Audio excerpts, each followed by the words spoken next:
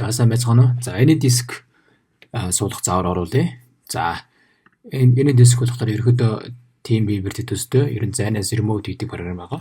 За та шууд Google руу оронгуудаа энэ диск гэж шууд Google-ээс хаяна. Хаянгууд хамгийн ихний одоо энэ disk.com руу ороод за тэгээд Macter энэ удаад Macter-ийн хөлбөрийг зааж иг. За ингээд download-ыг дарлаа. За ингээд шууд татагчна гэсэн үг.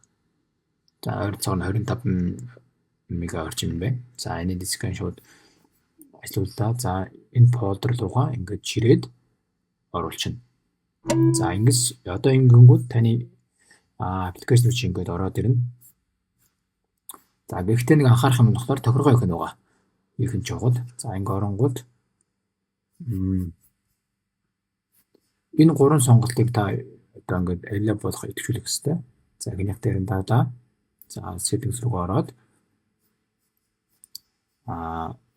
settings тэгээд энэ device security руу ороод за энэ дискийн идэвхжүүлж өглөө. За код хийлээ. Би идэвхжүүлж чинь. За тэгээд түн зураг letter гэдэг гарч жуулна. За тэгэнгүүтээ back-ийн split руу ороод энэ дискийн ингээд сонгож өгнө.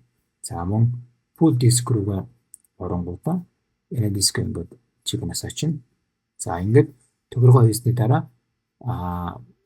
яг хөө гэхдээ энэ диск гараад за эндээс ингээд код хийж гарлаа. За ингээд орно. За ингээд ороод та энэ IP адрес нь өгөхөд нөгөө маань IP адрес шиг таны компьютер руу хандаад таны компьютер програм суулгах боломжтой.